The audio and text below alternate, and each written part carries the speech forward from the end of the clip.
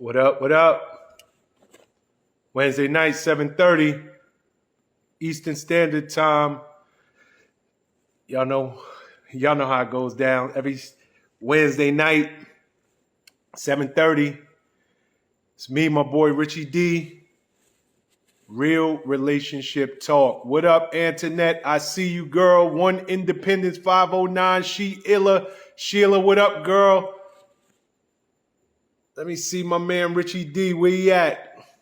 But shout to everybody week over week jumping in, supporting my man. I am Joe Paul. Joe Paul, what up, family? Chris from Philly, I see you. Rich, what up, kid? You looking real fucking clear today, bro. I am? Feeling like something wrong with my shit. I don't know, man. Every week I try my best wiping the camera down, all that. And it just don't never get clear. So it's looking actually clear tonight? You super clear. Am I clear? You got the light behind you, but other than that, you clear, I guess. Well, no, I feel like a little bit foggy, I guess. But all right. Nah, you're foggy. You're foggy for sure. Am I foggy? Yeah, you're foggy. Let me wipe it. Let me wipe this thing down. Okay. But anyway, for anybody who's joining in, now? Huh? Am I foggy now? Still? I mean, yeah, you're foggy. All right. We'll give it a second before we make the formal introduction. Oh, Wednesday night. Oh yeah, you good. You're that's good what again. It is though. It's the See, look. It's your camera? Now I'm foggy again, right? So now it's because of the light. Yeah, it's probably the light. The light behind me. So fuck it. It is what it is. As long as I'm clear enough. Yeah, I'm sure as the sun moves, you'll be good. Okay, I mean, it's looking a little better. But let's get to business, kid. Shout to Mama Jones. I see she jumped in the building. What up, Mama Jones? What up, Amber? Yo, did you shout out Antoinette? I did. Antoinette sent me Starbucks gift cards. Stop lying. Nope, she did. She sent me $70 worth of Starbucks gift card. Okay. No, $50. How does she know where to send it? So she DM'd me and we had a little conversation back and forth, and then she was like, "Nah, I'm gonna send them to you. Go pick them up here, whatever." And I was like, "Nah." So if you get a Starbucks gift card, for everybody who don't have gift cards, you could just look at the back, and it give you like the numbers. If you log them numbers into the app, they automatically go in. So you could do it over, like, take a picture of the back of it and be like, "Yo, this is the gift card, and if you send it to me, I can get it." Yo, that's crazy. Shout out to Antoinette with the gift card. Yep. She said, "Yo, Rich, I got connections everywhere. It's nothing." Yeah, I mean, matter of fact, she's like, "Yo, it's Dunkin' Donuts, bro. It's not Starbucks." I mean, yeah, that's what I meant, bro. Yeah, my bad. Look at you. Don't check me, Internet. We better than that. Okay, Rich, before we get into it, make sure your lighting is straight as well. Where's your light at? My light is on. Your light is actually on? Yeah. Okay, cool. All right. We took so long on this thing, you know, I don't even know. We're gonna bypass the formal introduction. Just do me a favor. Please tag 10 friends, let them know the boys club is on. If you like very, very real, unfiltered conversation about relationships, this is where you should be. So tag your friends. Okay, Rich. I had somebody, one of our longtime supporters, and I want to get your thoughts on this one. She's married, and for lack of a better way to put it, I'm gonna say she outgrew her. She fell out of love with her husband, but her husband is a damn good man. This is a man, he has been riding with her through thick and thin. But she wants out. And at this point, she is out. So my question for you is it better, because me and you, we sit on, you know, these conversations week over week, and I don't think it's no. See, a good man is hard to find. Like a really good man who supports you. He's your ride or die. He ain't cheating on you. He out there. He working. He's respectful. All of that. She has all of that in her man. Every last bit of it. But she don't love him, according to her. I don't feel it like. Is it, in your opinion, worth staying and waiting to see if the love come back? Or, yo, you know what? It ain't here, and I'm gonna take my chances. I'm gonna roll the dice out there. I know a good man is hard to find, but you know, I gotta go and see what's out there. The problem with that is this: if you've been in a relationship, I really feel like you owe it to you, yourself, and the relationship to make it work. But if you gotten to the point where you feel like you fell out of love and you just not there no more mentally, I think it's better to just walk away.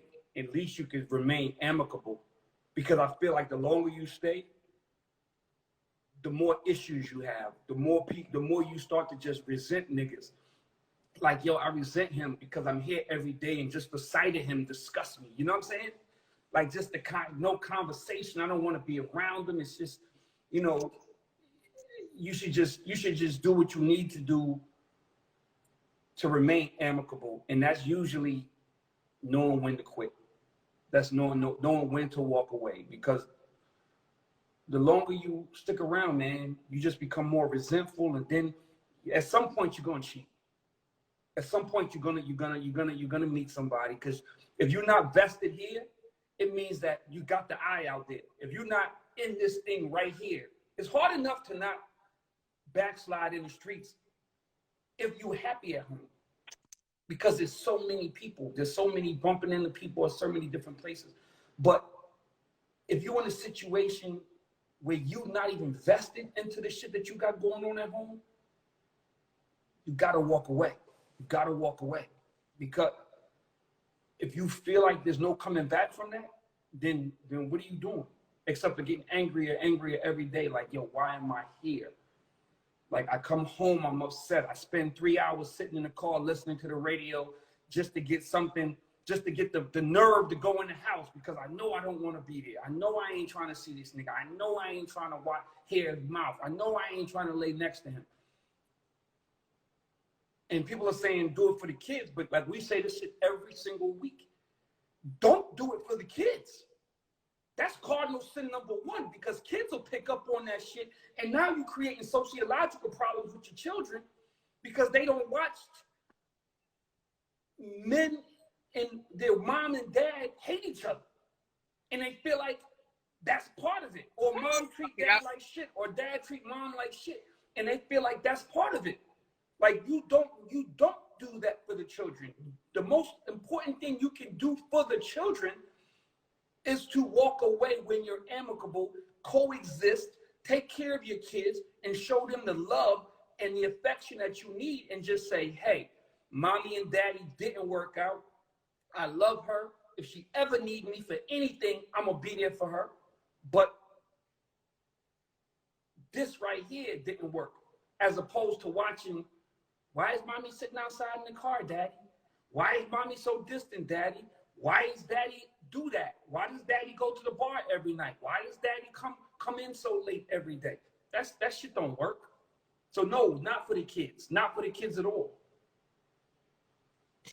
Okay, so where's your stance? Because you kind of went there early, and I was thinking when I asked you the question, you were gonna say something more along the lines of, yo, maybe they should go to counseling. Maybe they should try to. Think so. Do everything you can do to make your relationship work. If you're vested and you want to make it work, do everything you can do. Counseling is not out of the ordinary for people. Do all of those things. But if you have gotten to the point where now you are to the point where you are disgusted coming home and there's no return from this, then the best thing for you to do is walk away and be amicable, amicable split. as people who have been together, you owe it to yourselves to do everything to make it work. It could be something simple. It could be, something that counseling can fix. But if you've done all that and you've exhausted all that, do not, by any means necessary, try to make a relationship work if in fact you've done all the things that you can do. So if you've gone to counseling, if you're trying to stick around, if y'all have taken the trip to Jamaica and let the kids at Granny's house and did all the things that you're supposed to do when you're trying to rekindle the flame, if you still do that and you niggas come home and you still can't stand the sight of one another, before shit go left, you should just walk away. Okay, so in me going back and forth with her, my first question is the most obvious. Is there somebody else? Like, it's as simple as that. Like, there are women out there who, they watch our show week over week. And they really are trying to get a good man. They're trying to understand men. They're trying to get somebody who loves them, like truly loves them, the way that they need and want to be loved. And she has that, this woman. Like, she got, according to her, she has that guy. So I had to answer, like, yo, who's the other dude? Like you telling me you just fell out of love with this great man, this wonderful man. And she's like, yes, I did. And I don't see it coming back. I don't see myself falling back in love with him. So with that being said, I'm confused. Go ahead. Because what's confusing me is that how can you acknowledge that you got a great man, but in the same breath want to go back into the world of trying to find another great man, or into the world of shitty men? Like, if that's like me having an amazing car that I love and I works and everything, but at the same time I'm still like unhappy. Like, I think that says more to me. It says more about the woman that we're talking about than it does about that man. Maybe she just is reaching for something, like maybe she's reaching for perfection. And perfection I'm here to tell you, beloved, perfection does not exist. So I don't know. Go ahead. I'm just confused. You can't say that I have a great man, but I don't want this nigga. I have a great man at home. I'm acknowledging that my man is amazing. I love him. He's great. But I don't want to be here no more. But you know something, Rich? That is why I wanted to bring this conversation to the show, and it's a deeper conversation, because while everybody is trying, okay, let me say what I'm gonna say, and then I'll go here. My advice to her is very simple, and it's along the lines of your advice. I would rather you, if you truly done everything you can do, you tried the counseling, you tried your best, like I'm trying to love this guy. I recognize he's a good one. I recognize that I hit the Powerball when it comes to relationships. But he just ain't it. He don't do it for me. He don't wake me up in the morning. He don't make me feel the way I know I should feel. I can't force myself to be in love. I just can't. I can't force myself to have feelings that ain't there. And I would tell her, and I would say, if it was a guy, I would say the same thing. Yo, I would rather you be alone than be in a loveless relationship. And that's with or without kids. This life is way too short, Rich. you and me both, we're at an age where we're seeing a lot of our friends, they're not even dying from unnatural causes, meaning getting shot. Like when you was young, you had a whole lot of that going on, like unnatural causes. But we're seeing people we know and love die from natural causes. Like, yo, such and such went to sleep. They just didn't wake up. Such and such had a heart attack. You know, such and such is in the hospital now. And, you know, he got diabetes and he's got kidney failure. All of this kind of life is short. If you can't, I don't think anybody should stay in a situation where they are unhappy, irregardless if the person they're with to somebody else is the best catch on planet Earth. Might be the best catch. They're just not the best catch for me. Simple as that. You know, a lot of people out there, you know, while we're speaking about catch, they like salmon. I don't like salmon, especially with black people. They love their salmon. Sean Prez don't. I like all other kinds of fish. Salmon don't do it for me.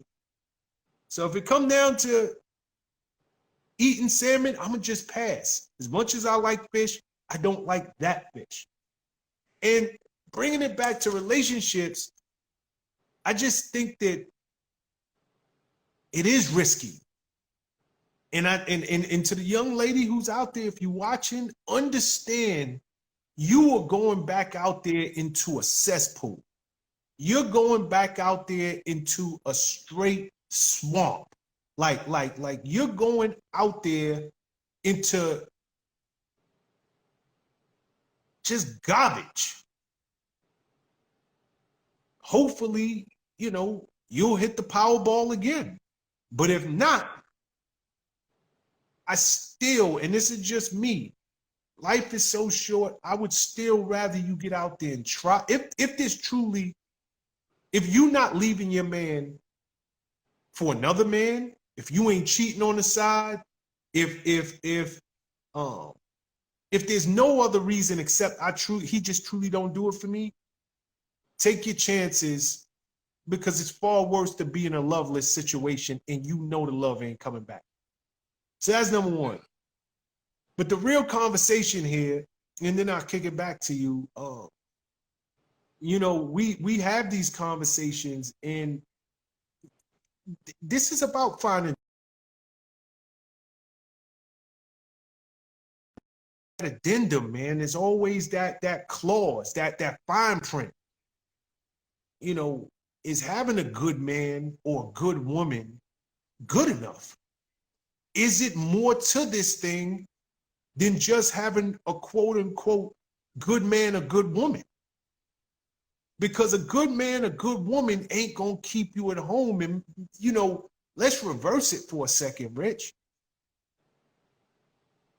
It's a hell of a lot more good women out there than good men.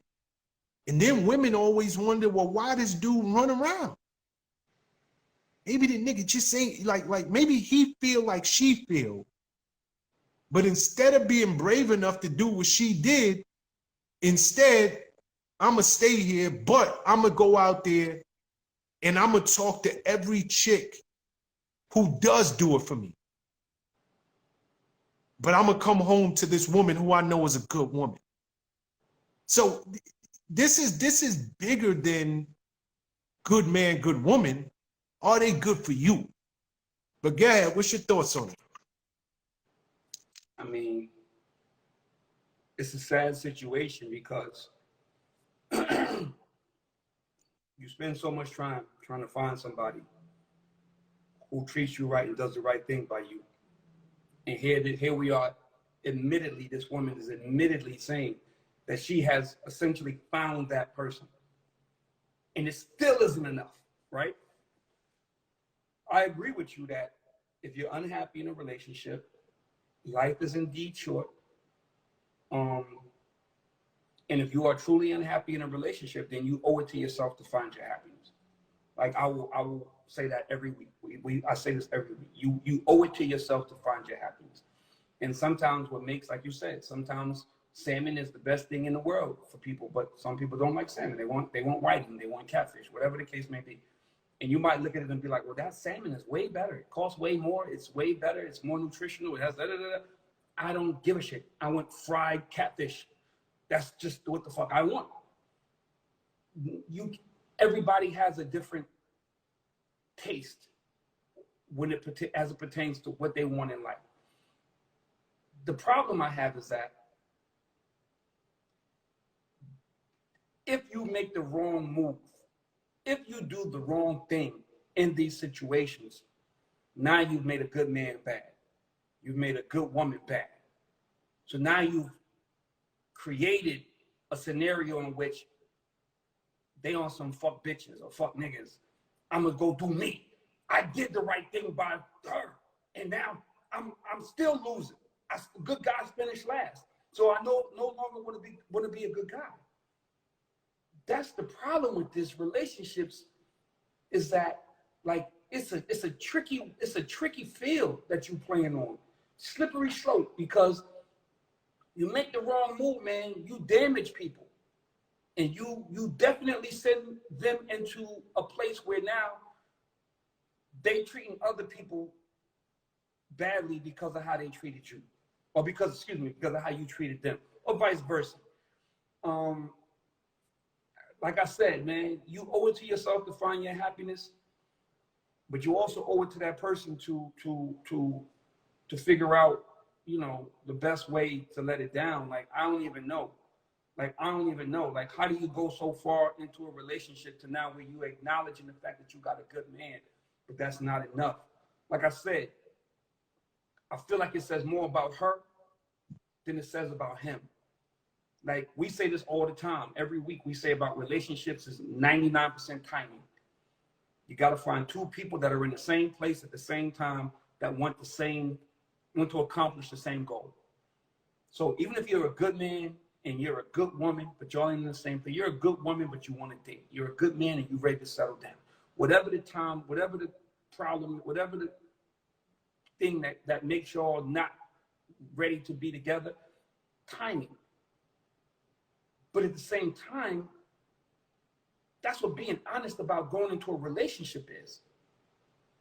I don't want this. I don't want that. And then you got this man who you are, essentially y'all have created a relationship and you don't want it. Or you got this woman and y'all created a relationship and you got to figure out how to tell this woman that you don't want it. It creates a bad situation. It creates a bad scenario. And I don't even know what to say. Like, it's a double-edged sword, man. Like you said, you owe it to yourself to find your happiness. Don't be in no relationship unhappy. That shit is counterproductive. It ain't ever gonna work out good.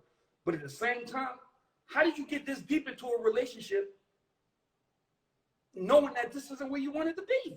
That's not some shit you just wake up and decide. You don't just lay in bed, look at the nigga and be like, I want to choke this guy for no apparent reason. I don't want to be here.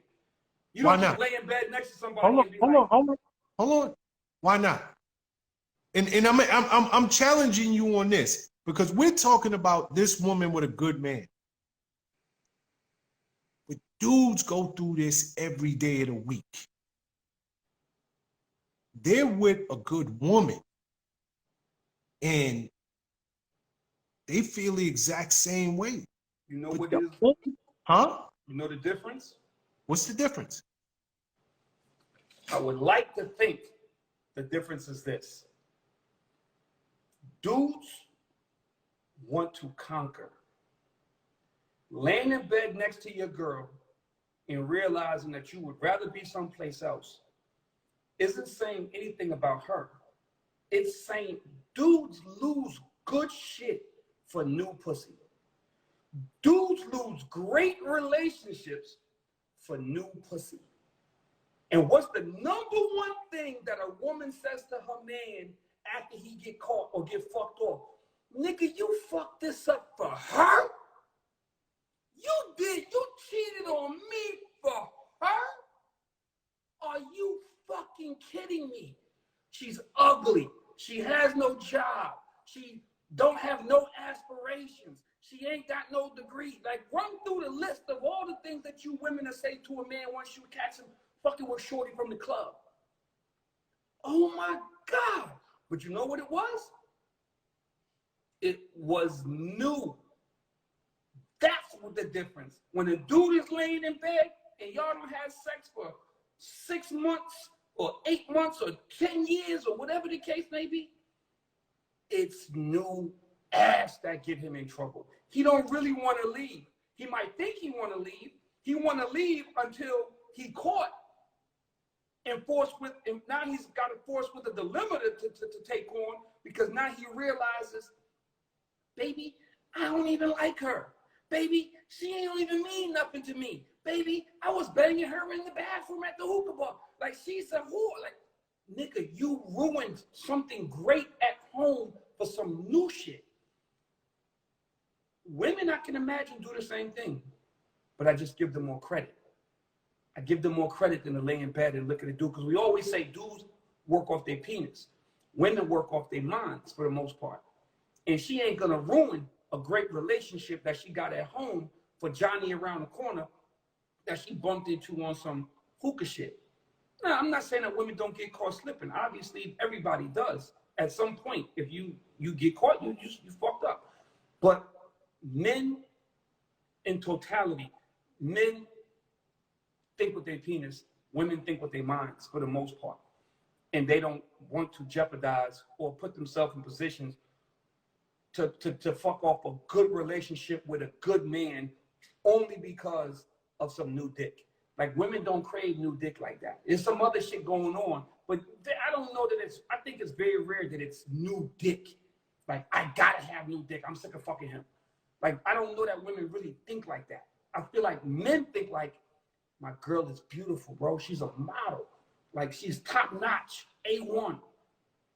And I got caught fucking this fucking EBT carrying fucking bitch from the grocery bodega. What the fuck was I thinking? And here you go.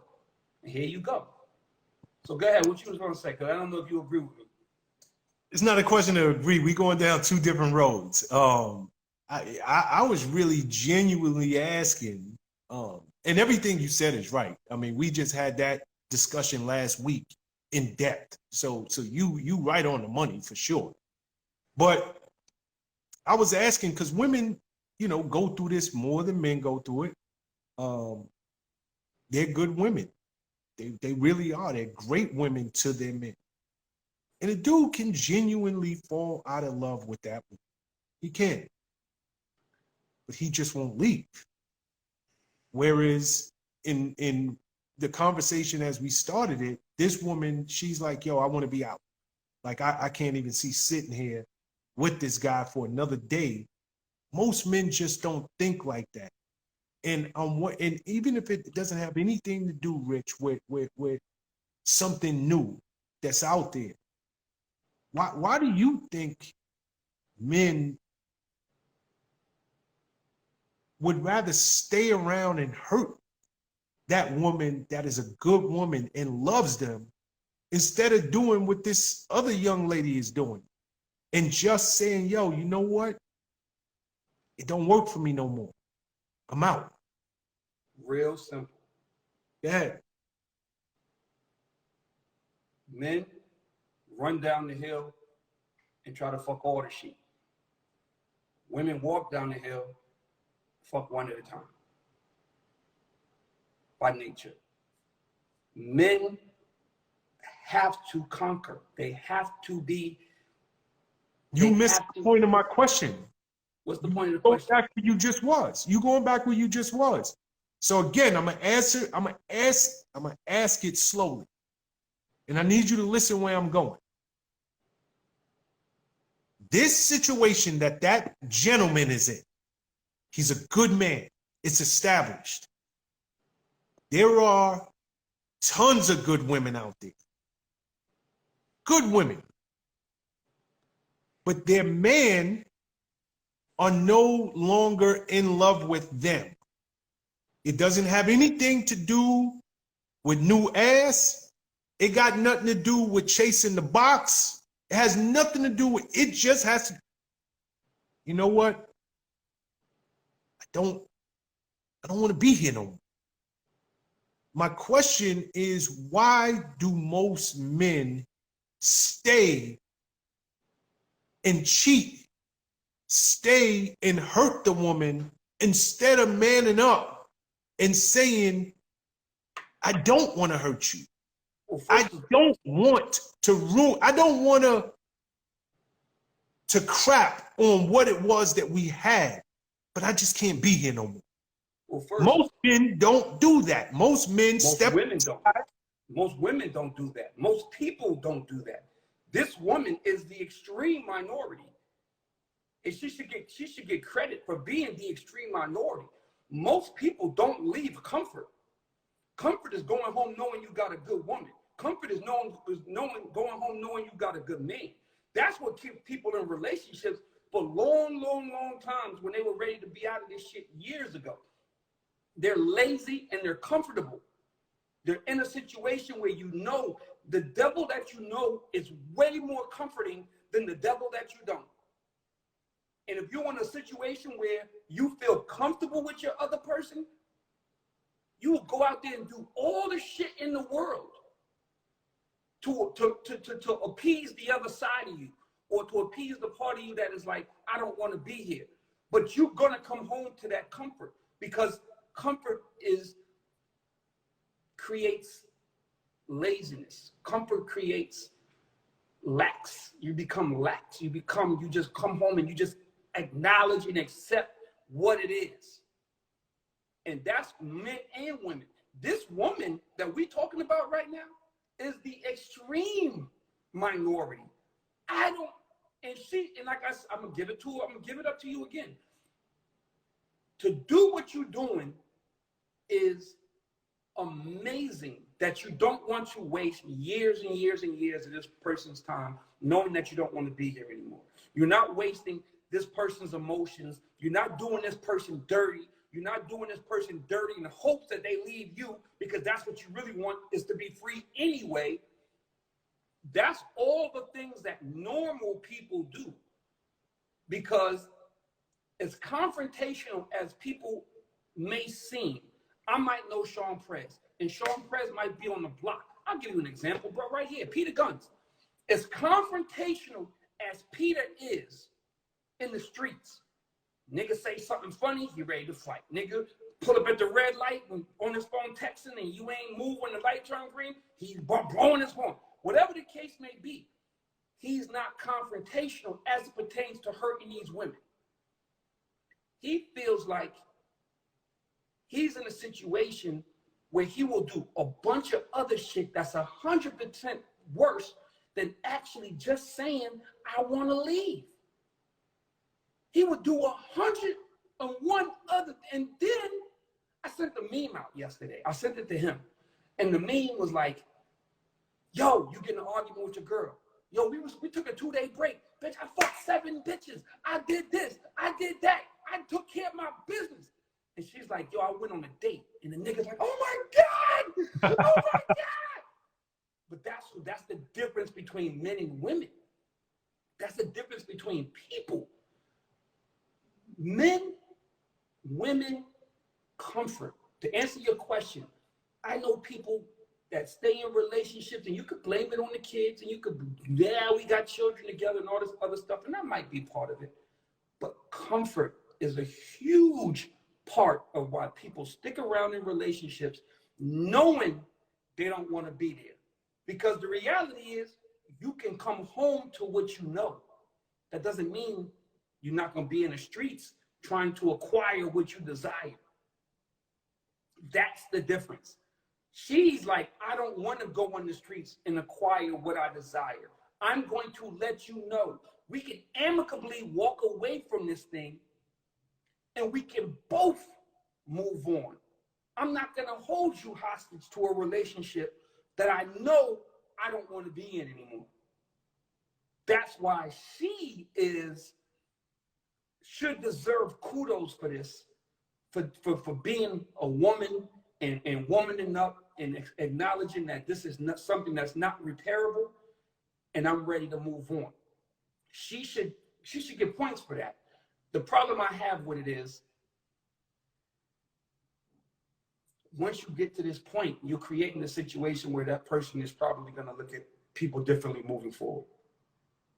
You know, Rich, I disagree with that last part. And you said a mouthful just now, so let me start there. That comfort is different, man. I think I couldn't agree with you more, and that's where I wanted to take this conversation. When I was like, nah, like really listen to where I'm trying to go.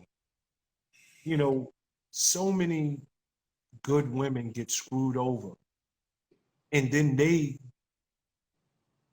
to use your words, now you done turn a good woman bad. Because instead of the man just manning up, yo, this don't do it for me. It's comfortable here. I'm in a good place. I know it. I know the good, I know the bad. I'll stay, but I gotta go out there and get that spark. I gotta go out there and get that thing that make me feel alive again, make me feel like a man again. Now, he genuinely might love the woman. I'm just not in love with you. But that comfort will keep you home. And that comfort is so damn dangerous, man. And even when I was speaking to the young lady, at first, she was giving all of these excuses. And I had to slow her down, and I was just telling her, like, yo, you know, I'm fine. Go live. I want you to live. Go out there. But what I can never support is you're going to make that person feel like they did something that's making you leave. You're now going you woman enough to walk, but you're not woman enough to give the real reason why you're walking. So you're going to turn it around and put it on. And to me, that's what makes people disgruntled. And I don't trust chicks. And I'm never going to fully give my heart again. And I don't know why it is so difficult to have a real conversation, even with yourself, and say, I know this place is comfortable, but I'm just wasting my time here. Then have a conversation with your significant other, man or woman, and say, look,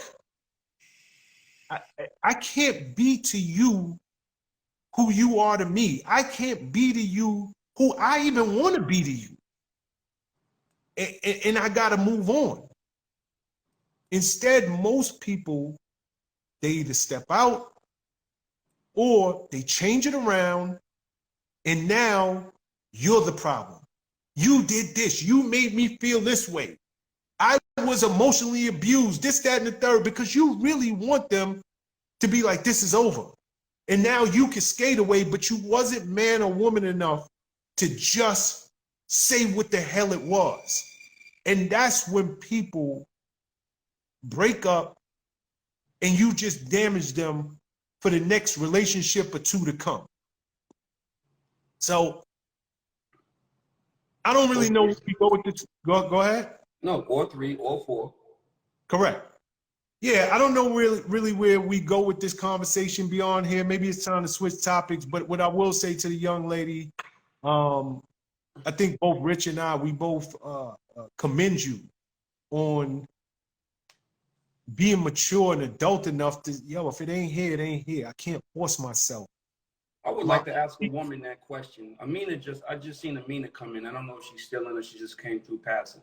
But Amina, if you in here, send Sean a request to come into the conversation real quick. I don't need you in here for a long time. I just want you in for 2 seconds. Because Amina is that person that was strong enough to say, I need to move on from this relationship. You know what I'm saying? This is, at this point in time, you've done enough. I can't do this. The level of comfort, even with 2 children, the level of comfort that I have with you, I can't accept the bullshit that you're doing. So I'm taking mine and I'm moving across the country. You know what I mean? And that takes a strong woman to be able to do that, to look at a relationship and say, I cannot no longer be with the devil that I know. I'd rather go out here into the world and find the devil that try to figure it out with a devil that I don't. You know what I mean? Okay, switch topics for a second. If Amina, if you there, hit that request button. Joycelyn Savage, one of R. Kelly's young ladies, the main one, one of the main ones. It came out that she is engaged to him now. And it got me thinking, because the whole world is like, yo, R. Kelly, we've had a R. Kelly conversation for the last 2 lives that we did. But somehow, some way, this woman did not get the memo. Even with this man locked up, doing 30 years as it stands, she wants to marry him. She's engaged to him. So it just made me think, because we all go through a version of this. When the whole world is telling you he's the wrong one or she's the wrong one, but that situation worked for you, do people just need to mind their business? Like, yo, I'm not bothering you. I don't care if you don't agree with what we do. This works for me. Now, leave me the F alone. I'm doing me, go do you. First of all, there's this thing called Stockholm Syndrome. You familiar with Stockholm Syndrome? Yes, I am. All right. So that's a real thing. You out there, you literally are being held captive by somebody. You just start to feel for your captor, for your captor. Mm-hmm. So that's not to say that R. Kelly's not a fucking sexual deviant, pedophile, piece of shit. But if in fact you find, and be very clear, part of being a narcissistic sociopath, well, I guess that's kind of synonymous. To be a sociopath, you got to be a narcissist. But you know who to choose. You can spit. That's why when people, you ever heard of that thing where they say that the pedophiles and all them type of deviants, they go to the train stations or the bus stations and they hang around outside Times Square and they find the girls from the Covenant House and all this crazy shit. Mm-hmm. Because you can see them. You can see them. So sometimes people need to be saved from themselves. Because no matter how crazy a situation can be, there is a person that is a predator that by definition is preying on people who he knows he can conquer. For a girl to have been with him, be in this situation, understand what the situation is. This man just gets set down for 30 years, found guilty of all these different things. For you to still be with this man after the fact, you're sick. And sometimes... Rich, you took my question literal. So before you go where you're going to go, I am going to clarify. Because there is somebody right now, this second, whose parents despise the nigga that they're with. The parents want nothing more than for you leave my daughter alone.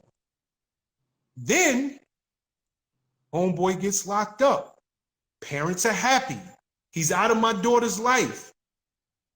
She still stays with him and does the kid with him. So I'm not, Rich, hold on. I'm not talking about, I brought R. Kelly up just as an example because there are some relationships that people don't understand. And I'm just asking, at what point do you just say, if it works for you, it works for you? Okay. I'm going to mind my business. Period. Okay, but you can't bring up R. Kelly in that situation because that's What? that's He's the super perfect extreme. segue. He's the perfect segue for this question. He's the perfect He segue. is the far left extreme of all of this. He's not the dope boy on the block who mom. Okay, so let's scratch him. Let's scratch him because you can't seem to get beyond him. So I'm talking about not just the dope boy on the block, but it's some chicks out there right now this second who are garbage chicks. They bring nothing to the table. And the mothers of these sons, my son is in college. Your daughter is doing nothing with her life. My son is a good kid. Your daughter is bringing him down. She is about nothing, and it's rubbing off on my child. But for some reason, no matter how much people disagree with their connection, it works for them. So my question is, if it works for the couple, should people on the outside just say, you know what? I don't understand it. Let me just mind my business. Okay. Or are people, is it right, especially when it's somebody you love, to try to step in and show them this dude or this chick, they are not about nothing. They are holding you back. And the longer that you're with them, your life is going to go nowhere. Okay. 3 parts. Okay. First, R. Kelly was a horrible analogy because he's a criminal, pedophile, deviant, which is different than you looking at your daughter's relationship and saying, I want better for you. You deserve better. I taught you better. I want better. I went through my life giving up all the things that I wanted to be able to give you things for you to fucking disappoint me and bring him home. That could be the nigga who work at Firestone, who you just don't deem to be as good enough for your college educated, beautiful beauty queen. It could be the dope boy on the block who you know at some point in life is going down.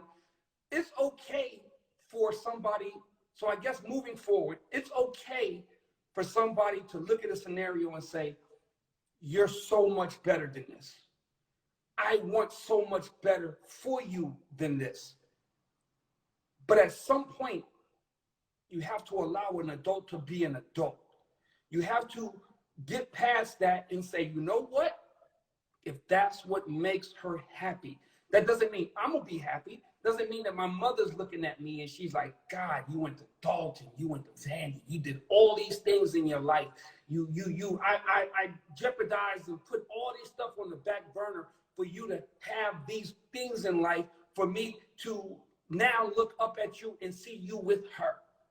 That's a disappointment to me.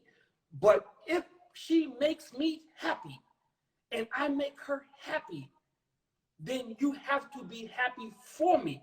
Because at the end of the day, I cannot live my life in search for my happiness through you.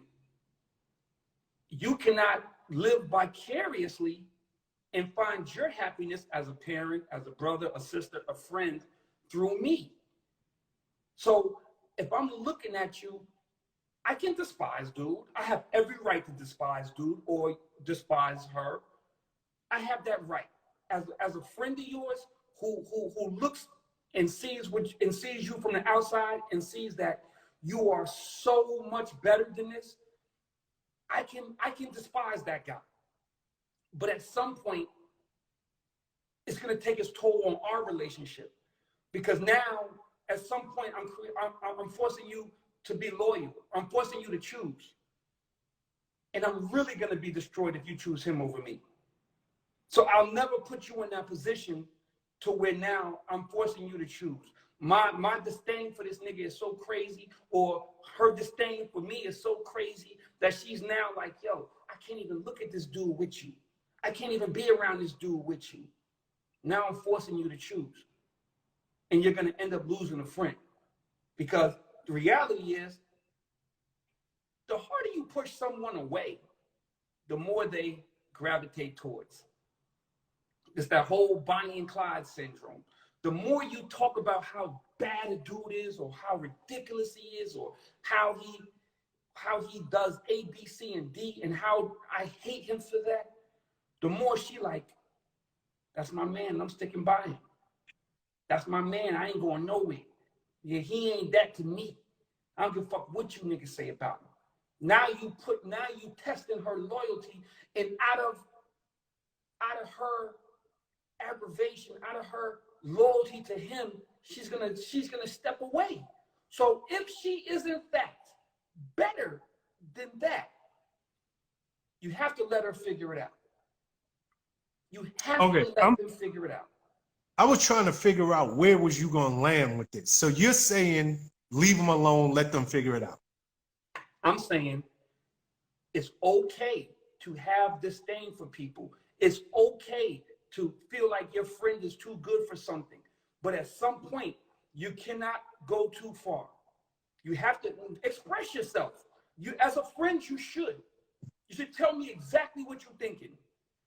But at the same time, I can't push you far enough away from me that I'm pushing you to where I don't want you to be. So after I say what I say, I let it be known how I feel. I plant that in the back of your mind.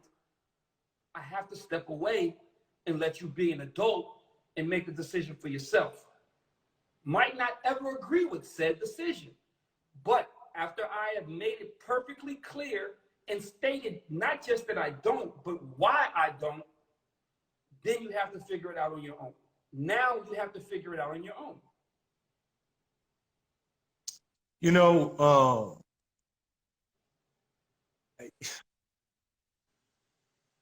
this is one of them crazy conversations, because when you love someone, and I'm not talking intimately, I'm saying whether this is your child, it's your sibling, it's your parent, it's your best friend,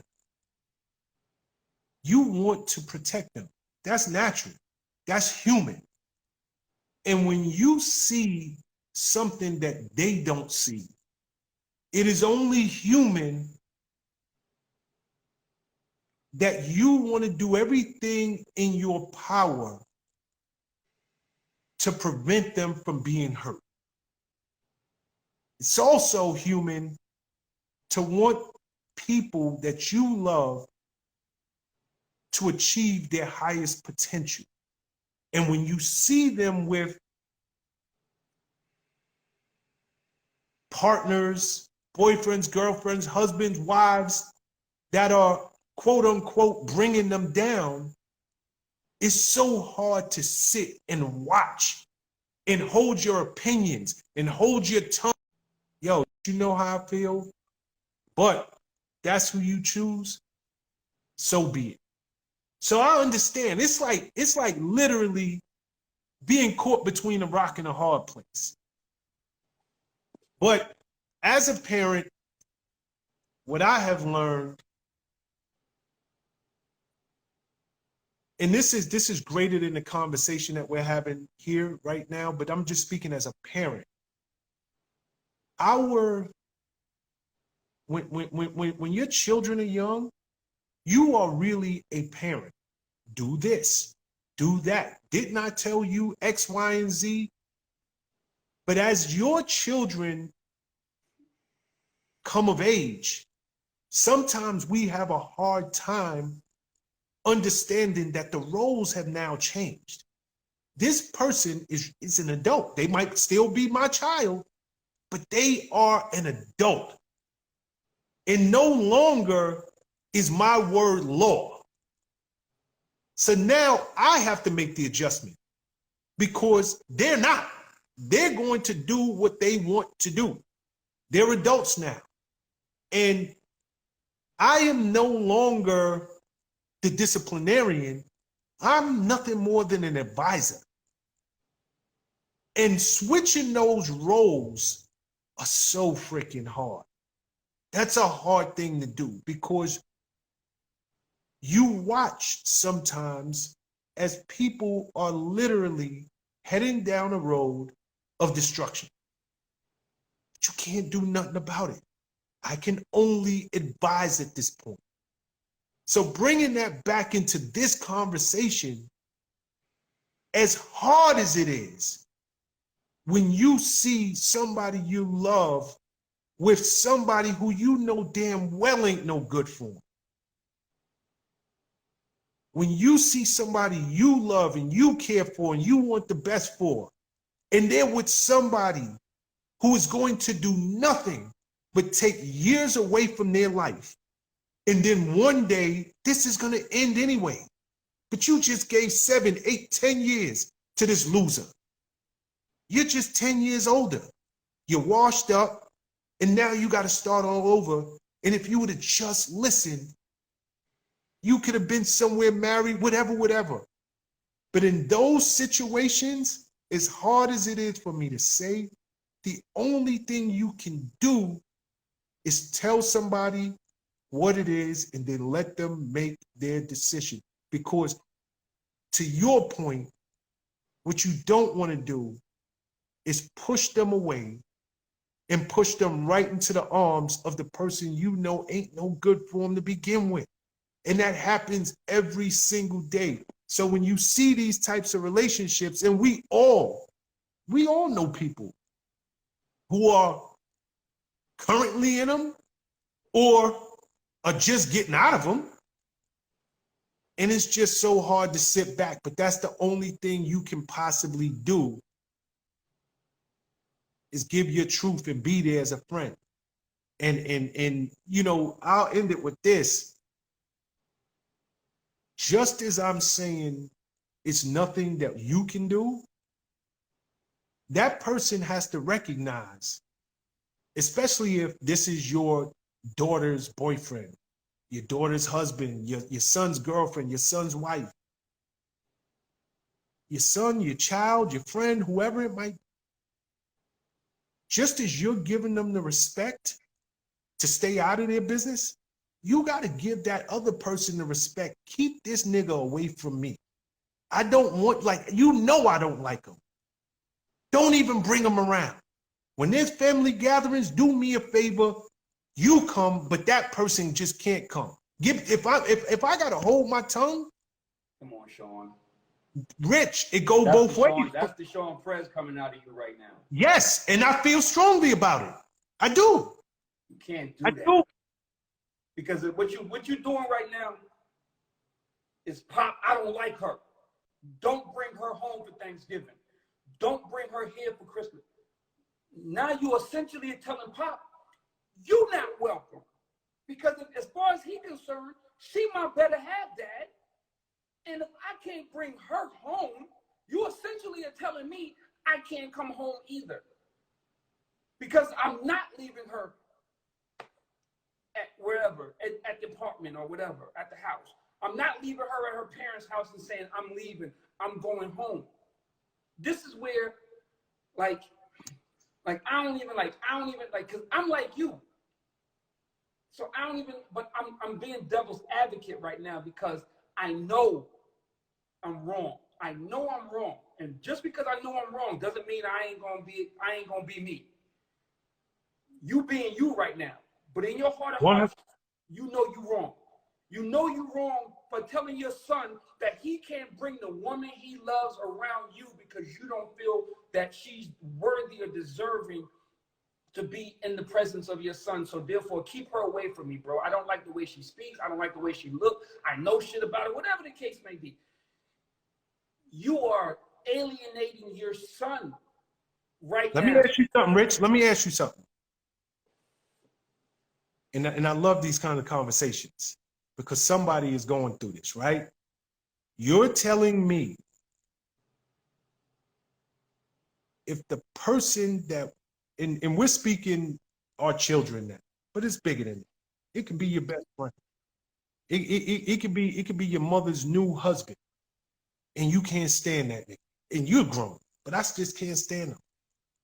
If that person is harmful to the person you love, you still think that it's okay for them to bring you in their like, and I know you're like R. Kelly's a bad example.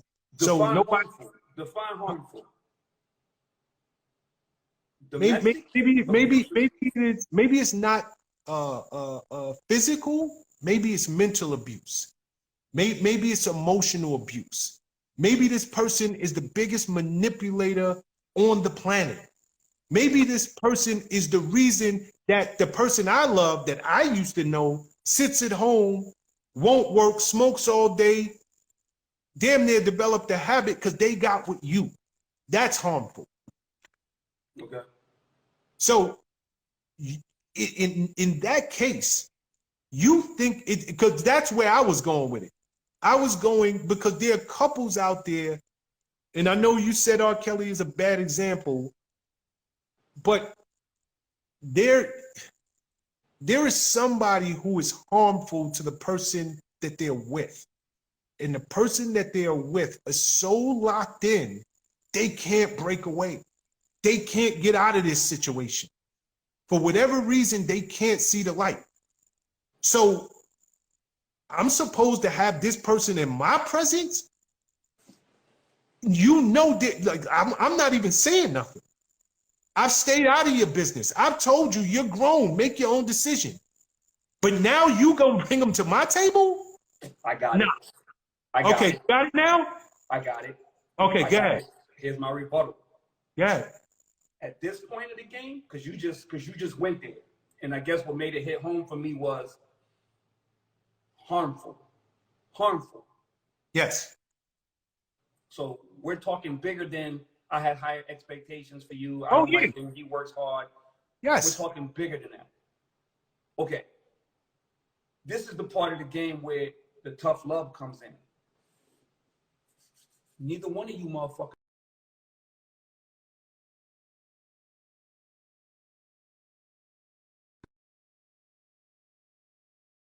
understand. If you don't understand what's going on and you don't understand what he's doing to you, I, as a friend, as a parent, as a brother, sister, sibling, whatever the case may be, I can't sit back and watch you destroy your life like this. I can't sit back and watch you allow this man or this woman to do these things to you. Now it's tough love. Now I have to step back. Now you're not welcome here. You're not welcome here. As much as it's going to hurt me to look up at Thanksgiving and you not be here, or look up at Christmas and you're not here, I have to put my foot down and make a stance that as long as you're allowing this man to do the things that he's doing to you, or this woman to do the things that she's doing to you, you are no longer welcome in my presence. Because I, as a good friend of yours, cannot sit back and allow this to happen. And then it's going to become confrontational. It's going to become an argument. My dude or my girl is going to end up fighting with y'all. It's going to get physical, and it's going to destroy the whole holiday weekend. So you know what? For us to keep this shit at a minimum, keep that nigga away from me. And as long as you with that nigga and you feel a loyalty to that nigga, you aren't welcome around me either, because you guys are interfering with my peace. As a friend, as a brother, as whatever I am to you, as a parent, I have to do that. I have to do that, because now you're putting me in a position where I can't be quiet. See, you said that the magic words that you said are harmful. You said harmful. See, I'm thinking it's just that I had higher expectations for you. I don't like this guy. He's a bum-ass nigga. You shouldn't be with him. I sacrificed all my childhood and my life for you to be who you are today, for you to wake up one morning and I see you with this clown. Like, those are the things that was different. Because now that says more about me than it says about you. If he's happy with you and you happy with him, and he's actually a good dude and treats you good, and he's just not what I deem to be worthy, then I gotta eat that. I gotta eat that. But if you said the magic words, and the magic words being harmful, now I understand the R. Kelly analogy. Now I get it. Because you were here and I was here. You understand? So harmful, neither one of you are around me, bro. Neither one of you are around me. Because I don't know what I'm gonna do if you bring this man around me. And I would hate that you defend him and not me, I wouldn't even put you in that position. So you know what? As long as you feel so strongly about that, then you need to stay there. And then we need to talk on the phone once a week, and you stay away from me, because I can't tell you what's going to happen if this situation ever comes to a head. So let's just not do that. You're not welcome either. You know something, Rich? Okay, I'm glad you get it, because that's where I was trying to go with this. And truth be told, it's not even so much that you're not welcome for me. You're not welcome if you feel the need to disrespect my feelings and bring this person, knowing how I feel about this person. You're welcome all day. Just leave this person at home. The same way you asking me to keep my opinion to myself, the same way you are you in my relationship? Do you know how he treats me or how she treats me? Then mind your business. Well, here's a question for you. Go ahead. You're welcome. He's not. She comes home, or he comes, daughter, friend, whatever, brother, sister. They come over. They got attitude. Now y'all find yourself arguing the whole holiday dinner because they are now rebellious, feeling a way towards you because you didn't want they significant other or they better have at that moment to be there. You understand what I'm saying? So sometimes what I'm saying is, if your disdain is so strong for that person that you don't want them around you, and their love for that person is so strong, but they feel like they need to come to dinners and stuff like that, it's going to be a bad situation anyway. It's going to end bad anyway, because they're going to look at you like, man, fuck you, nigga. Like, yo, what's up? What you doing? Right? Well, I'm glad you came. Nigga, fuck you. You know I want my nigga here with me. You know I want my girl here with me. You did that. I'm here because I'm here, but I don't want to be here, bro. Now, Well, guess what? Huh? Guess what? There's a flip side to that, right? Mm-hmm. I don't want to watch you hurt.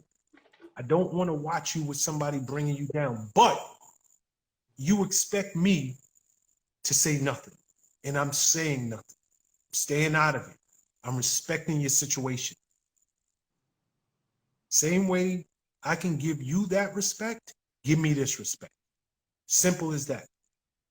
But I want to get the callers. Before we let the callers in, Rich, we'll go to one more topic. For anybody who's looking to get in the conversation, please hit the request button now. You must have good lighting. You must be willing to look in the camera. We do not speak to empty screens. You must have great Wi-Fi or great cellular service wherever you're at, and you must have a question. So if you're trying to get in tonight's conversation, please hit the request button. That's the plus button down below. All right. I was thinking about you this week, Rich. And I was going to hit you offline, but I was like, nah, this would be a good boys club conversation. You know how you always, and Rich Dollars always is talking about certain chicks are with dudes for the bag. That's what they're in here for. Can we agree on that? Absolutely. Okay. What is the reverse of that?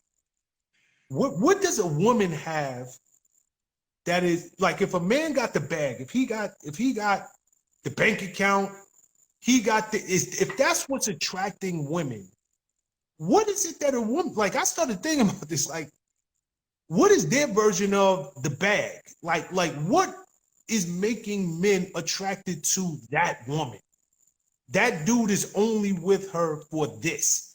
She attracts all of these men because she possesses this. What is that for a woman? Well, Or does it exist? well, it's good at it's fine. It's box. It's a beautiful woman with box. But not What? to say that not to say. But if you ain't never tried the box, if you can't know. You can't know if she got good box. She fine. So the same way a man with money is status for a woman, a man with money is status. They feel like car, money, club, section, all of that stuff equates to status. For a man, status is a beautiful woman on your arm. So not that I don't know men who will subject themselves to fucking with the worst woman in the world because she got a bag. I know men that chase bags the same way women do. Like, those are cornball niggas looking for sugar mamas, just like there's women out there looking for sugar daddies. But in the bigger scheme, that's a macro. Excuse me, that's a micro. In the macro, status. A man with money and car and jewelry and section and all those things that we always talk about is status. A woman that's beautiful for a man is status. Simple as that. So easy. A man will, you could be the biggest bird with no conversation, nothing to your name, sleeping in a fucking one bedroom on a fucking milk crates and whatever the case may be. If you bad, a dude gonna fuck with you. A dude gonna fuck with you. So you think it's straight up? So it's not necessary. I just want to be clear. Mm-hmm. It ain't necessarily the box. It's a bad chick. Yes, it's a bad, because like you said, you might not have even experienced the box yet. So you don't even know if it's a good box or bad box. Every woman got a box. You haven't experienced it to know what it is about it. You are looking at it from a perspective of she bad. When I walk in the club with her, when I walk down the street with her, when I stop at the red light with the drop top down with her, dudes is looking in the car like, yo, he got one. Shorty bad. You know, all the other stuff is personal. You can go home and, I know a lot of beautiful, bad women with terrible box. Fucking laying dead fish handshake, the whole shebang. You know what I'm saying? But you are more apt, just like a woman. Same principles apply. A woman go home with a dude who got paper and got the car and this big old house and whatever the case may be, and got one of these and ain't doing nothing. You more apt to stick around because you enjoy your surroundings. You enjoy the status. You enjoy what that represents. This house, this car, this location, the whole shebang. Man, same way. You might come home and fall in that motherfucker every single night. You might fall in. But your homies don't know that. Nobody knows that. All they know is that, yo, shorty bad. You got one, boy. And that's this whole new thing that's going on. That's why women are doing the things that they do to compete with the next woman. Like women, like I always tell women, less is more. And they be like, nah, bro. It's a war out here. it's a war out here, nigga. I gotta be on point. I see you when I get back from DR. Beloved, you don't need to go to DR. Hush. I'll see you when I get back from DR, nigga. It's a war out here. I gotta be equipped. I need all my ammo. I'm trying to win. And you'd be like, yo. Because it's not even about you no more. It's about the status. It's about everything that represents. And women know what they gotta do in order to be able to get that. So they do what they do. And then the dudes, they know what they do. Like the same way, if you can look at this shit exactly, they parallel, Sean. They parallel one another. A nigga go in there, you be like, nah, we don't need no section, homeboy. We can just get a couple of drinks and go to the bar. What? Nigga, it's a war out here. you don't see them niggas over there with the lights in the 1 bottle, 2 bottle, 3 bottle. You don't see them? Nigga, it's a war out here. I want that section, and I'm about to blow it all tonight because they not gonna show me up. On a lesser level, that's the way the women feel. You see that girl over there? How she moving from section to section? Oh, I can't let that happen. I need to be fully equipped to do that. I need to be able to handle that. And that's where we are. The dude is the money, the woman is the look. Both of them are chasing prestige, both of them are chasing status, and that's where we lie. Okay, so I gotta ask, do the dude who deliver packages for Amazon, pack the truck for FedEx, work at Dollar General, does he even stand a chance?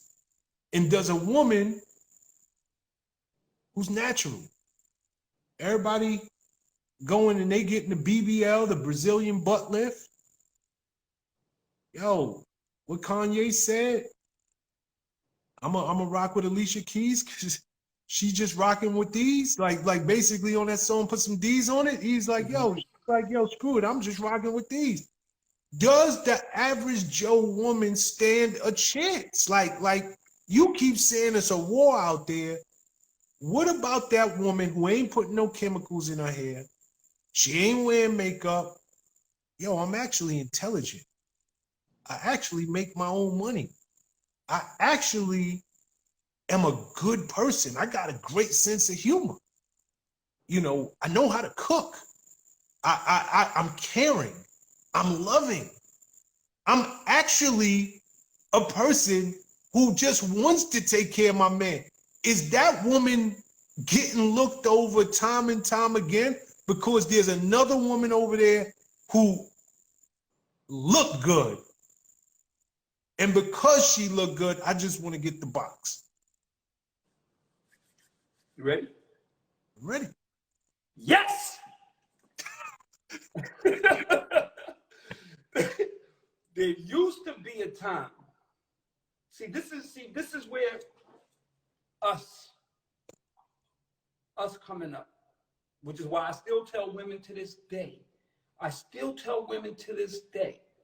Less is more.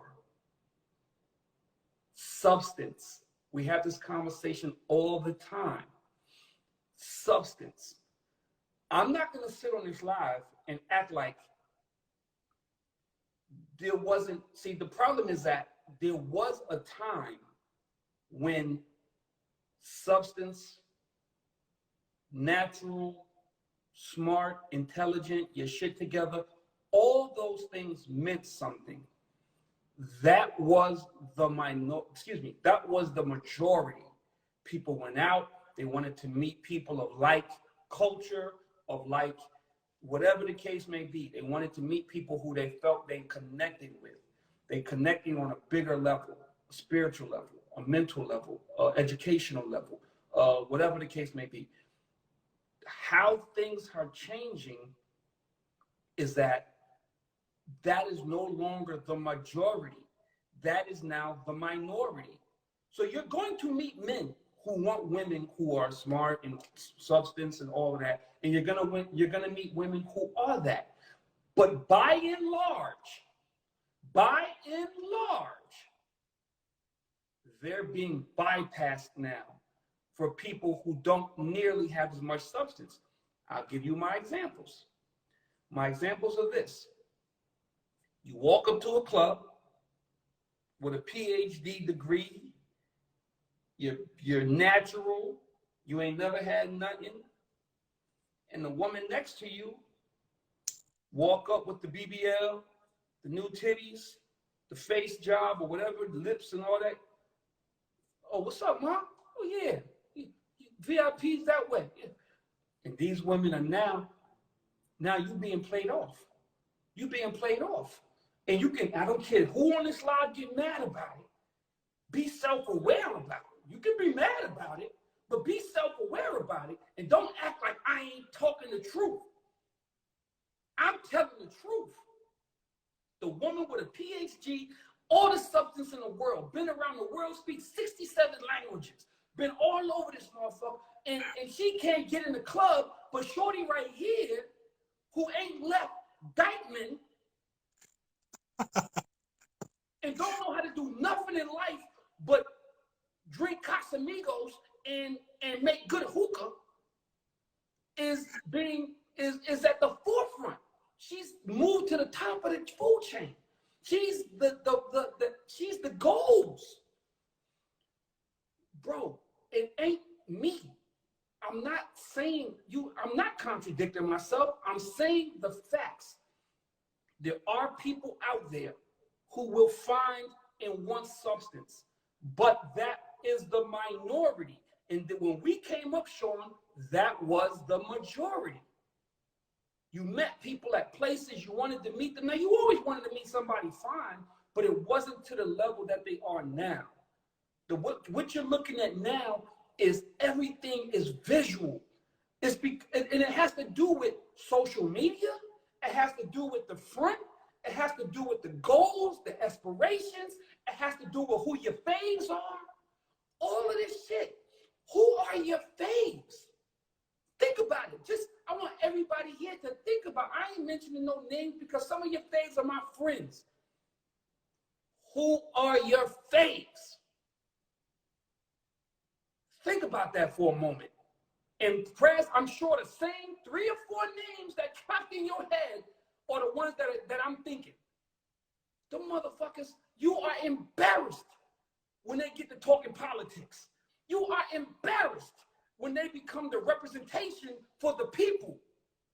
If you are cultured, the faves that now people are asking them questions and putting them in front of the spotlight and putting them in positions they have no place, no way, they don't deserve to be there, but they're there because they look the way they look, they are the way they are, but they can't hold the fucking conversation. And now you are disgusted that you looking at your fave on MSNBC or getting heckled on Fox because y'all chose to put these people at the front of the food chain.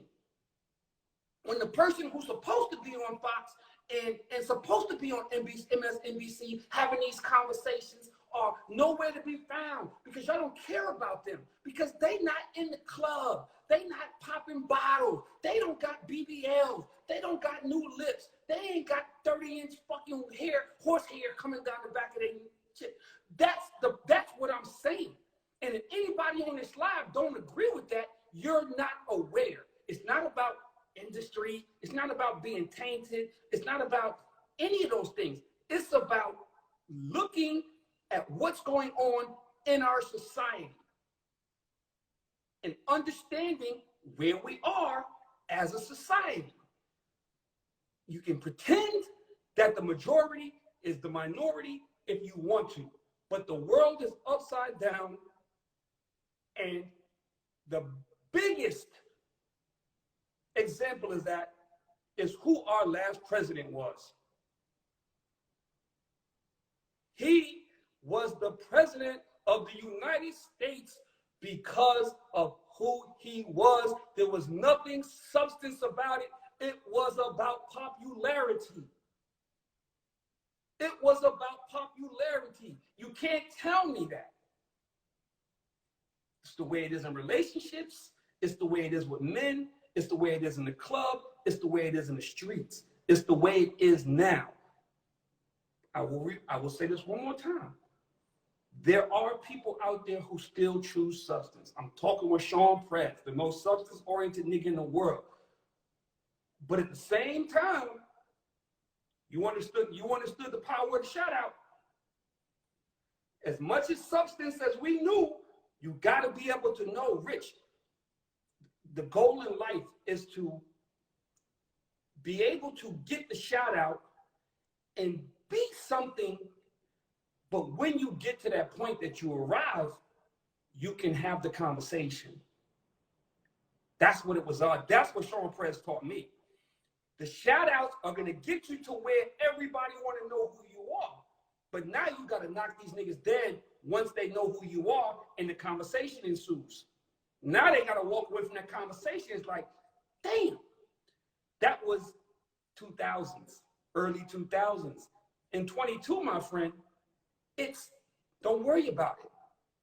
That shout out is enough. The popularity is enough. How she look is enough. He don't have to wow me with the conversation anymore. He don't have to be intellectual. He don't have to be this, that, or the other. The conversation is enough. That's how relationships are. That's how all of this is going down. And I know I said a mouthful, but there you go. Yeah, I'm gonna tell you, Rich. We get into these conversations. I actually hate them. I really do, because it just makes me despise the world that we're living in. You may be right. I can give you an example. I want another example right now. Yeah. My boy Nick. All these women, babies by him all. He goes on TV today, says, Mariah's the one for me. Now, you don't have 8 babies since that girl, 6 babies since that girl, whatever the case may be. Mariah's the one for me. So do these women ever think that they ever really had a chance? The bigger picture is, did they ever care to really have a chance? See, people blame Nick Cannon for what he's doing, but they exempt the women who are allowing it, because they're allowing it for the reasons that they're getting it. If this man has had 100 million gazillion girlfriends and created 100 million gazillion babies since Mariah Carey, but still can go into an interview and say, Mariah's the one for me, what does that say about them other women? What does it say about a woman who watches another man have a baby at the same time that your babies do within 2-3 weeks, 2-3 months? That means that you don't ever want, you never felt good enough about anything. It was all about the status. It was never about the substance. It was all about the status. You never thought you had a chance. You may not have ever even cared that you didn't have a chance, because at the end of the day, the finances was right, the status is right, and whatever the case may be, you're willing to accept what you are given because of that.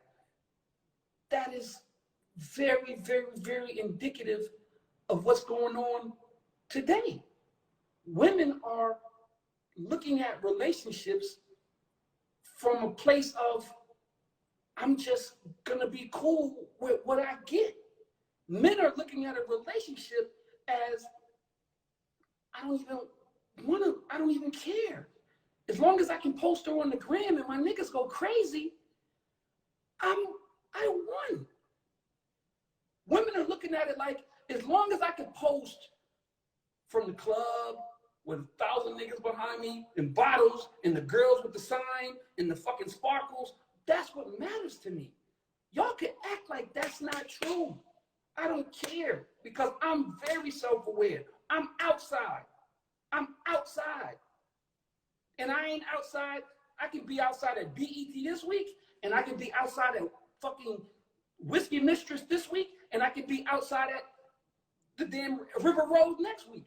It's all the same, my friends. Miami, Atlanta, New Jersey, Los Angeles, Chicago, Detroit, Raleigh, Charlotte, don't matter. Orlando, Tampa, it's all the same thing. It's all the same thing. Y'all can act like it ain't. You can act like it's substance. But when Bernice Burgos is your motherfucking fave versus such and such who got the PhD, you chose looks over motherfucking intellect. Period. And I love Bernice. I'm not saying she ain't smart. I'm just saying from a perspective of what somebody's looking at. You saw Bernice on Instagram. You don't know if she's smart or not, because you don't know Bernice. She could be brilliant, but you don't know that, because all you do is aspire to be with Bernice because she is on the gram and she got 100 million gazillion followers and she fine as hell. But that same girl who looks right there, you scroll right on the explore page, you're going to bypass her for Bernice, Aisha, yada, yada, yada, yada, yada, yada, yada, yada.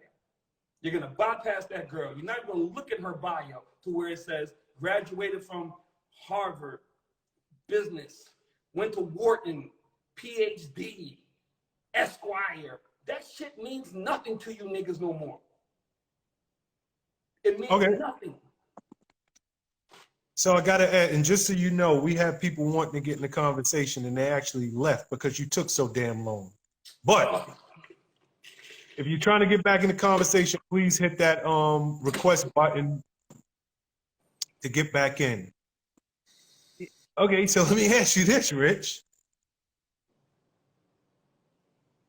I'm Sean Prez, make $50,000 a year with overtime. Where do I go to find a good woman then?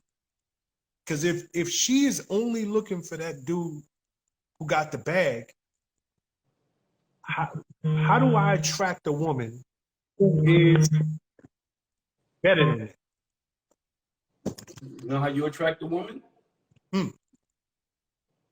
Put it all on the line on a Saturday night. Live in your mama basement.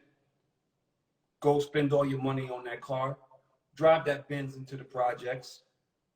Live in your mama basement. Rich, you can't possibly believe this.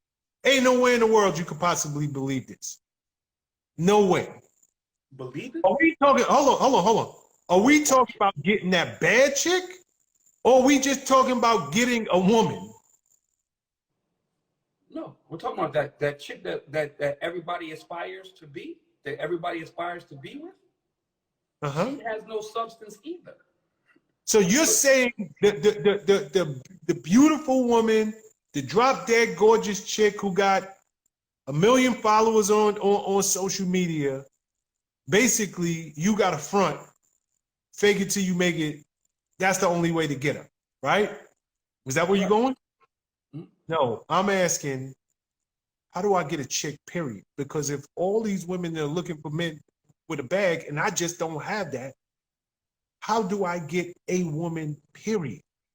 Because to hear you tell it as I'm sitting on this side, you got me thinking ain't no hope for Sean, average Joe Sean, I'm not gonna be able to get a woman. Because I just don't have it like that. There used to be a time, and I preface this every single time, the majority versus the minority. There used to be a time when Sean Prez, you work $50,000, you drive a UPS, you ain't got to be on the grand front. You ain't got to have the fake Rolex. You ain't got to have the fake chains. You ain't got to do all that. Just be yourself and go get them, killer. Be yourself and let your game talk for itself.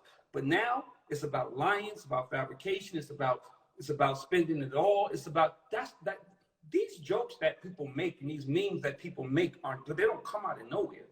The meme about the boy in the club with all the jewelry and the watch and everything like that, and the memes about people who are driving up and pulling up at red lights, hollering at girls in rental cars or Turo or fucking whatever it is rental car situations are, that shit is real.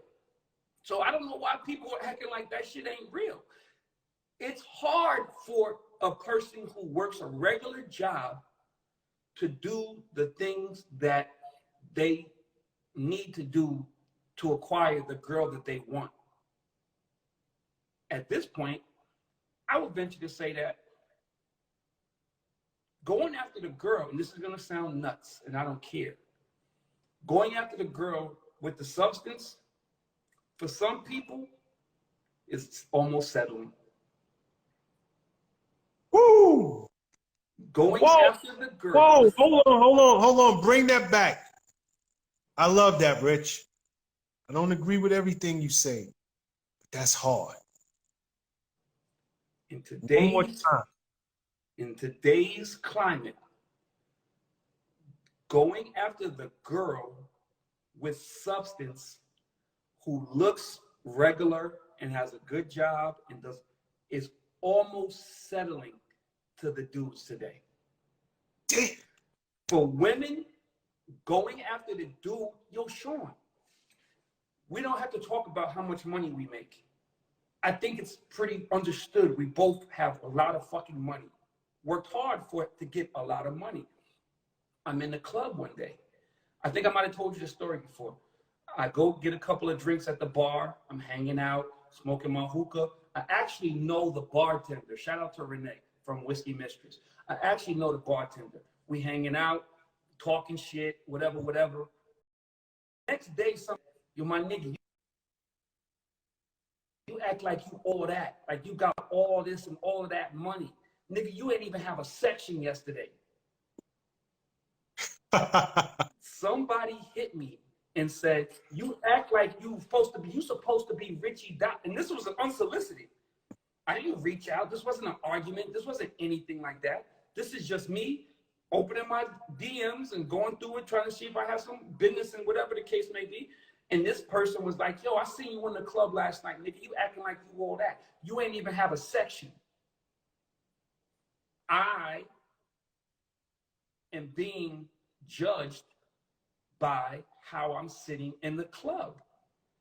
That's not Richie D. That's not industry. This girl was nobody. She had 63 followers. That's a troll for all intent and purposes. But she felt that she could get at me and fuck with my self-esteem or who I was because she told me I did not have clubs in the bottle and did not know that me and Renee are friends, and I'm literally there to hang out with her and drink at the bar and smoke hookah and talk shit to my friend. She thought she was getting at me by telling me that I didn't have a table. That's today's society. Now, y'all could talk about industry and all that other shit, but as like I said, the girl had 63 followers, bro. She was nobody. She probably didn't have anything to her name. But the judgment is what it is. The judgment is what it is. If you are out here and you meet a girl who got her shit together, but don't look superhuman, in your mind, I would venture to say you feel like you settled. Okay, so I got to ask you another question. You're doing all of the talking tonight, but you're hitting on so many crazy points. I'm not even sharing my thoughts. Share. Dude, no. You have an opinion on this shit? But I'm trying to take the conversation somewhere, and you're doing an excellent job. Are women lying to themselves? Are they living a contradictory? Because they all say, I want a good man. The good man keep getting passed over, according to what you're saying. Richie Dollars just got trolled because he didn't have a table. He didn't have sparklers and bottles. Are women, even average women, are they lying to themselves when they say, I want a good man? Do they really just want that nigga with money? Period. But they will proclaim from here to Texas, I just want a good man who treats me right. I just want a good man that makes me feel like a woman. I just want a good man so that we can go get a house, white picket fence, and live happily ever after. According to what you're saying, are they lying to themselves? Is their whole life a contradiction? Yes. And you know, yes. But you know what's crazy? As much as we didn't agree with the delivery or the embarrassment or the way old boy went about it, Kevin Samuels told no lies, Sean. We never on this show said that Kevin Samuels is lying. We had an issue with embarrassing people, calling out people, and even in the midst of an argument where I'd say, well, what makes you think you deserve that man that you so think you deserve? You don't even look about shit. There's ways to say that without trying to embarrass somebody and make them feel less than. You can try to, you could put your conversation out there and have a conversation with somebody without belittling them and making them feel like shit and still trying to get your point across. It's called being articulate.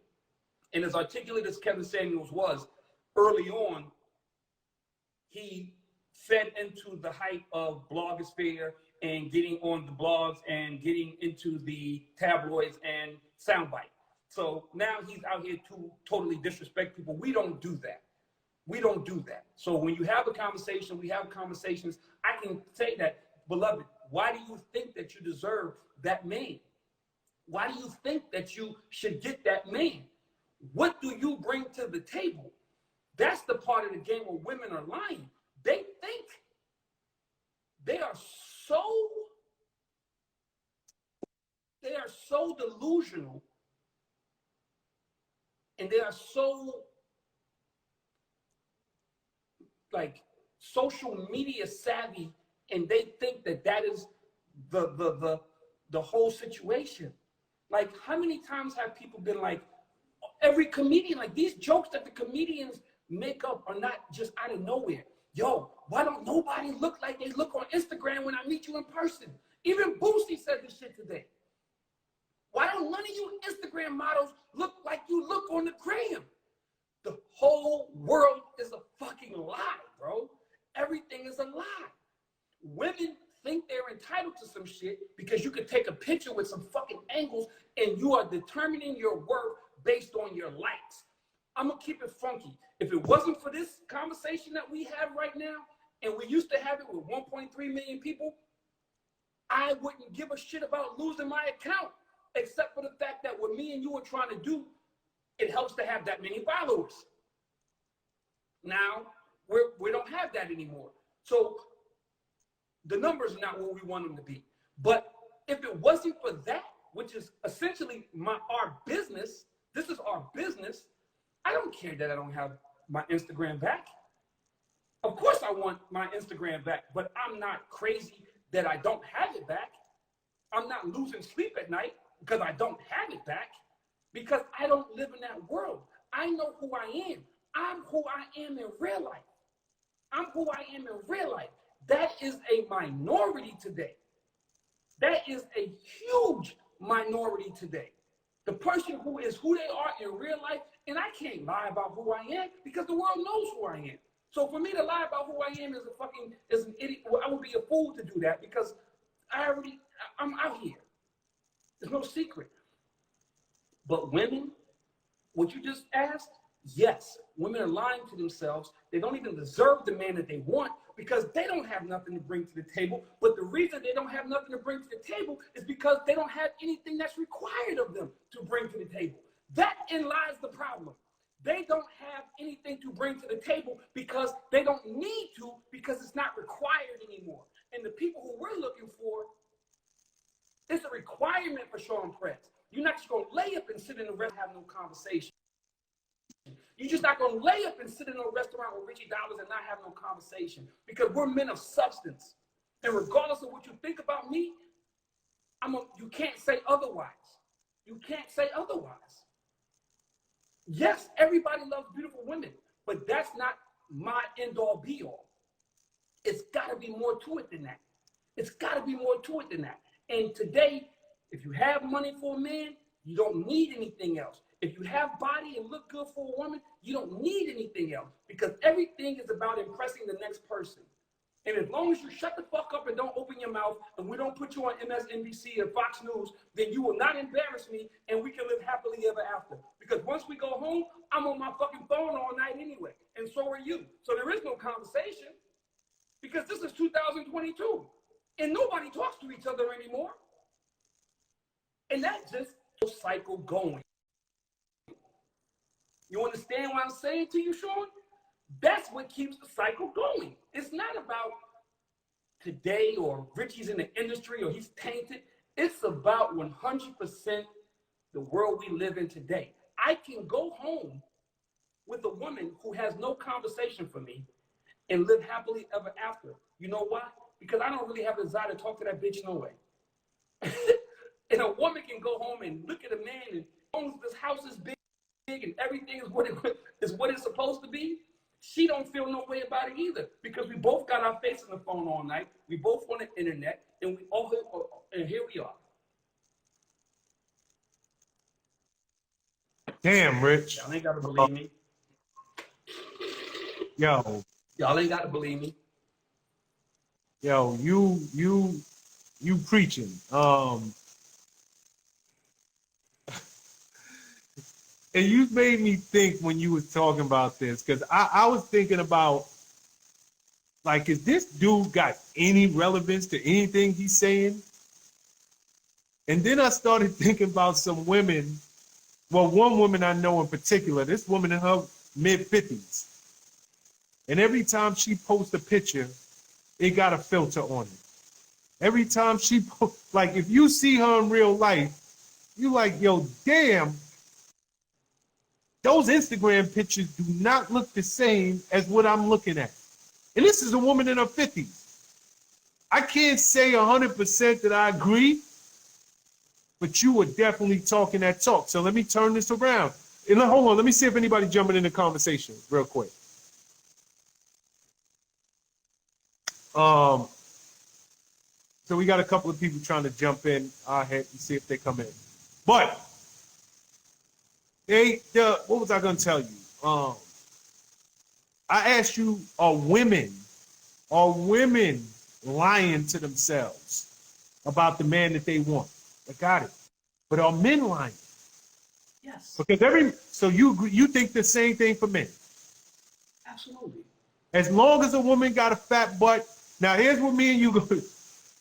Let me speak. I'm gonna speak on this one. I'm not in the club no more. I'm OG Prez at this point. I live a very, very, very different life than I once did. But even when I was living that life, quality meant something. I always felt cream rises to the top. And what I mean by that, I don't look at substance. And I don't think that I don't think every man looks at substance or every woman looks at substance as I'm settling.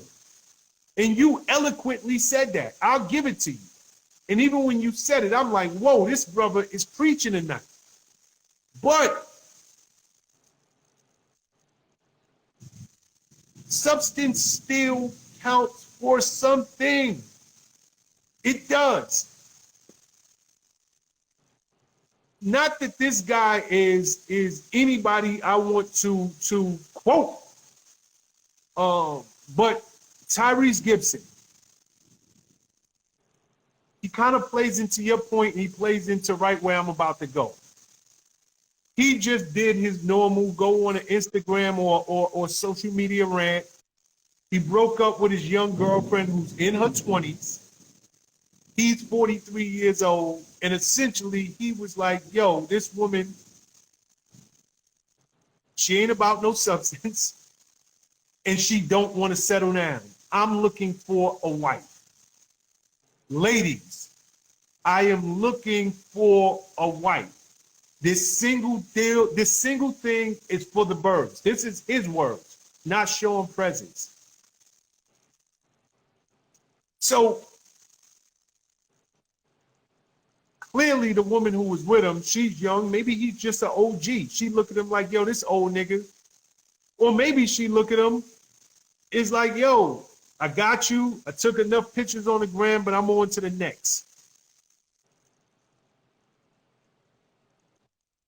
He's saying he wants a wife, but he clearly hooked up with an influencer, an Instagram model.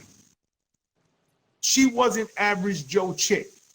She was clearly somebody who was in her own right famous.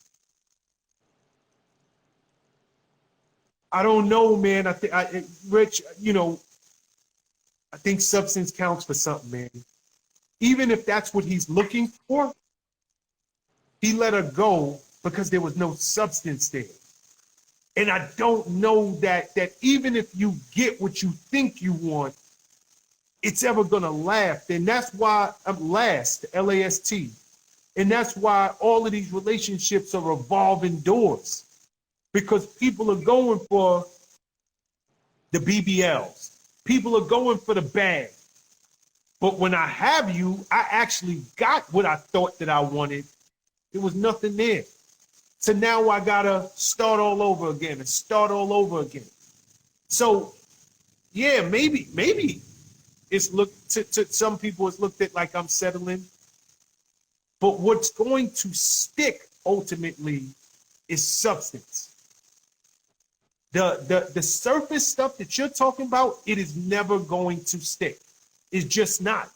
And if maybe you can help me, but I don't know of one successful relationship where a woman got in it for the bag or a dude got in it just because she looked good and she got a bunch of followers and we went off and lived happily ever after. But you do realize divorces at an all-time high, right? Yes. Never been higher. So that lends credence to what you're saying right now. Number two,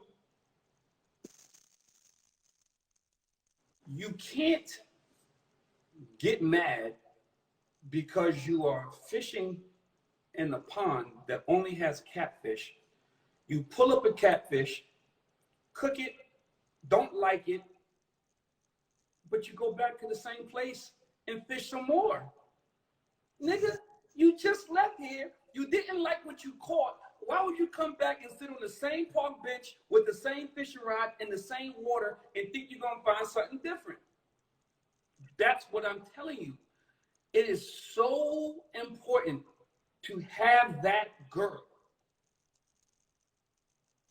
that dudes are jeopardizing or willing to fish in the same pond over and over again. What makes you insane, and that's why this world is insanity, because what makes a person insane is doing the same thing over and over again, expecting different results. So if I'm in the club looking for a girl, and I go back to the strip club every single week, I'm in Magic City on Monday, and I fuck 6 of them, and they all turn out to be the same chick, why would I think that I was gonna find anything different?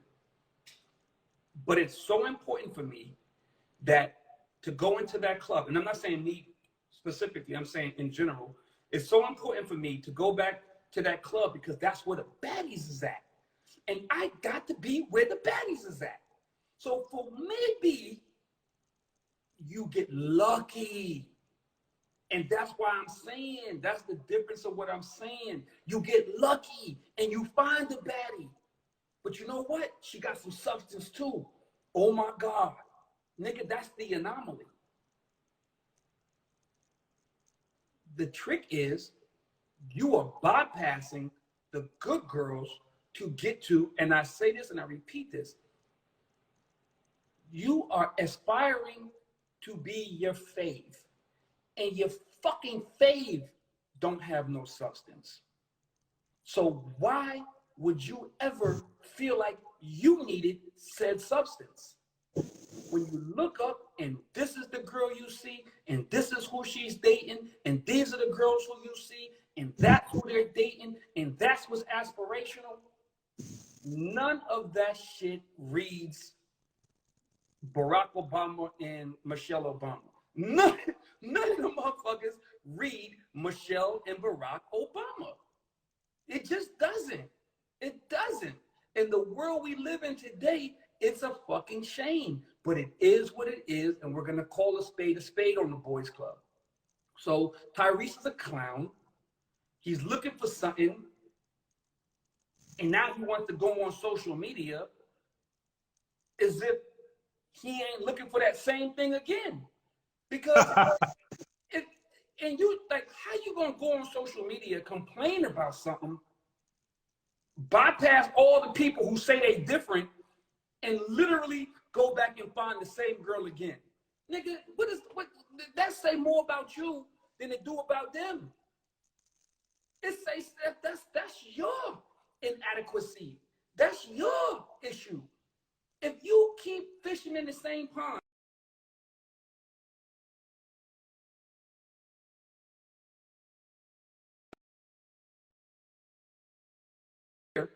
then you are looking for something specific. You are looking for that you finally like. Oh my God, Good luck with that. That is the catfish anomaly. You have to change it up. But what's important to our people today is jewelry, cars. That's why these businesses thrive, Sean. That's why these businesses thrive. They don't thrive because this is an industry thing. They don't thrive because Rich Dollars is tainted. He's had bad relationships. That's not why these businesses, these multi-million, billion-dollar businesses thrive. Fake jewelry, fake Rolexes, fake Jordans, fake Yeezys, Toro, which is essentially a fake car because you driving somebody's shit that ain't yours. So that's fake. Airbnb, all of these businesses thrive. And it ain't just because you needed a nice car when you came to town.